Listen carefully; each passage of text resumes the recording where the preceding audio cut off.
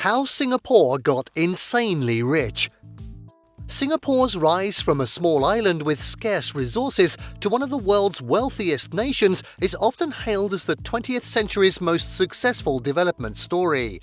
This incredible transformation, driven largely by the vision and leadership of its founding Prime Minister, Kuan Yew, offers a solid model for economic growth and governance. Singapore's rise to becoming an unbelievably rich country sheds light on the importance of visionary leadership in steering a country's affairs in the right direction, and the importance of focusing on long-term planning and creating airtight systems that deter public servants from corruption. As we explore Singapore's story, we'll uncover how smart choices and effective policies turned a small, struggling colony into a booming global powerhouse. Strategic location and colonial foundations.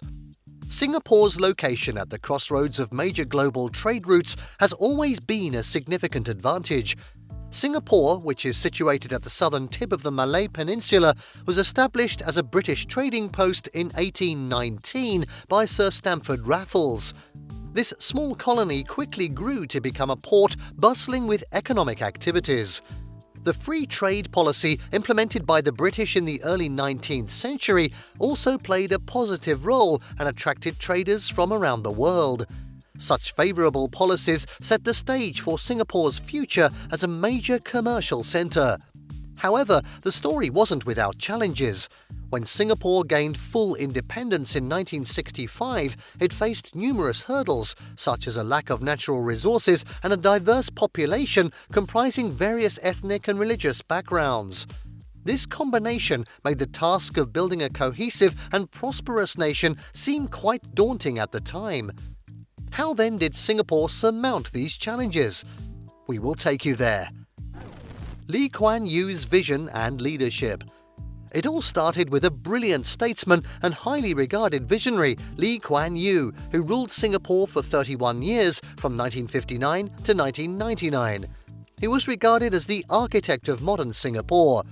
His leadership transformed Singapore from a colonial outpost into a dominant force in the global economy. Lee's approach was both pragmatic and authoritarian, focusing on stability, economic growth, and social cohesion. Under Lee's guidance, Singapore pursued policies that fostered rapid economic development. He understood that Singapore needed to attract foreign investment to thrive.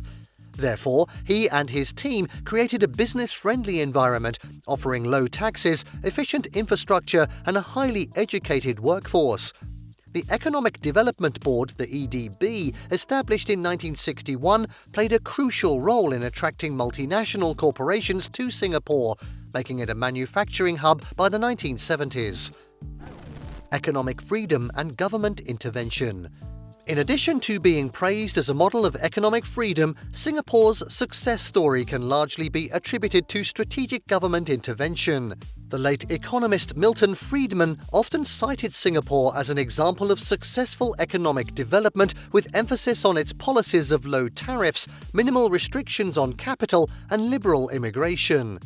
Notably, Kuan Yew's administration directed state funds into key sectors like shipbuilding, electronics, and banking, which laid the foundation for Singapore's industrial growth. These sectors benefited from state support, allowing them to develop and compete on the global stage.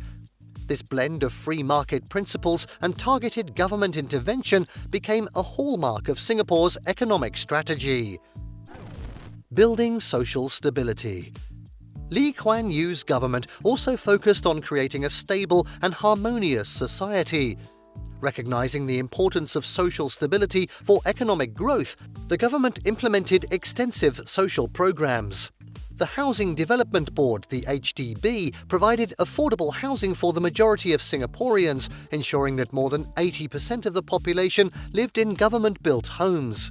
This policy not only improved living standards but also fostered social cohesion. Healthcare and education were other key areas of investment. Singapore developed a world-class healthcare system and an education system that emphasized meritocracy and excellence. These investments helped create a skilled and healthy workforce, which was crucial for the country's economic development. The role of meritocracy. One of the core values promoted by Kuan Yew was meritocracy. He believed that the only way for Singapore to succeed was to ensure that talent and hard work were rewarded. This belief was reflected in the country's education system and labour policies, which emphasised performance and skill development. In a 2013 speech to college students, Kuan Yew expressed that since 1965, Singapore had fostered a unified society deeply committed to a meritocratic system. He noted that this system continuously aimed for higher standards in education and performance at all levels. Lee believed that this dedication to meritocracy played a crucial role in uniting Singapore's diverse population under shared values, significantly contributing to the nation's rapid development. Transitioning to a services-based economy. As the global economy evolved, so did Singapore's economic strategy. By the late 1970s, the government began shifting focus from manufacturing to services. Recognizing the potential of the financial sector, Singapore positioned itself as a leading financial center in Asia. The establishment of the Monetary Authority of Singapore, the MAS, in 1971 helped create a stable and well-regulated financial environment. Today, Singapore is one of the world's top financial centers, known for its robust banking sector and thriving stock exchange.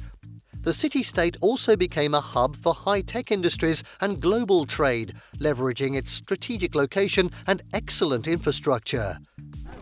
Embracing technology and innovation. In recent years, Singapore has embraced technology and innovation to stay competitive. The Smart Nation initiative, launched by the government, aims to use technology to improve quality of life and business efficiency. This includes developing digital infrastructure, smart urban solutions, and fostering a culture of innovation.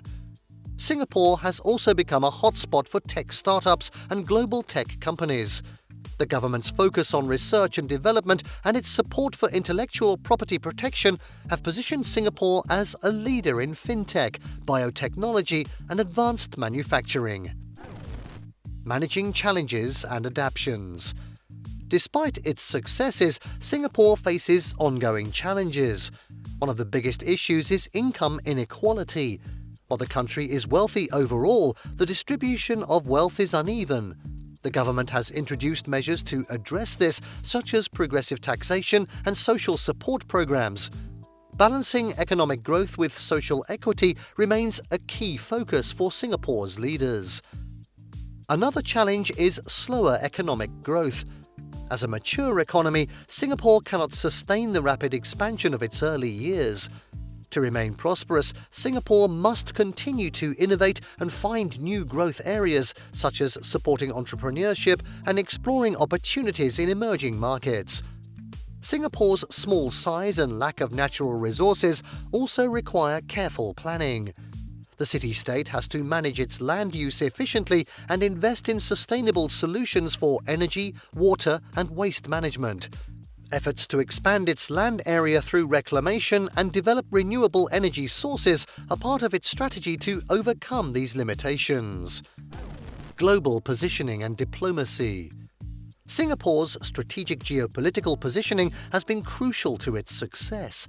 The city-state maintains good relations with major powers and neighbouring countries through diplomacy and neutrality. Its proactive approach to international relations and trade has enabled it to thrive as a global trading hub. Singapore is also an active member of international organisations like ASEAN, the World Trade Organization, the WTO, and the United Nations, the UN. These memberships help integrate Singapore into the global economy and open up new markets for its businesses. Effective governance. A significant factor in Singapore's success is its effective governance. The government is known for being efficient, forward-thinking, and largely free of corruption. Policies are made with long-term planning in mind, creating a stable and predictable environment for businesses and citizens. Singapore's leadership has consistently demonstrated the ability to anticipate and respond to global trends and challenges. For example, in the 1960s, Singapore faced a dire housing shortage, with a large portion of its population living in overcrowded and inadequate conditions. To address this, the government established the Housing Development Board, the HDB, in 1960. The HDB embarked on an ambitious plan to construct affordable and high-quality housing at an unprecedented scale. By 1965, they had built 54,000 units, providing secure homes for over 400,000 people. This initiative not only improved living conditions dramatically, but also laid the foundation for social stability and economic growth by creating vibrant, self-sufficient communities. The program's success in providing modern amenities and promoting home ownership remains a cornerstone of Singapore's development strategy. Singapore's transformation from a small resource-poor island to a global economic powerhouse is a remarkable achievement that has drawn the admiration and curiosity of many. This feat, built upon the foundation laid by Kuan Yew for a stable, prosperous and harmonious society, continues to serve as a lesson in transforming a country from relative poverty to insane wealth. We're eager to read your comments on Singapore's remarkable journey to prosperity. If you enjoyed this video, kindly subscribe. Your support is crucial in guaranteeing the production of informative content. Thank you for watching this video. Please don't forget to subscribe and turn on the notification bell.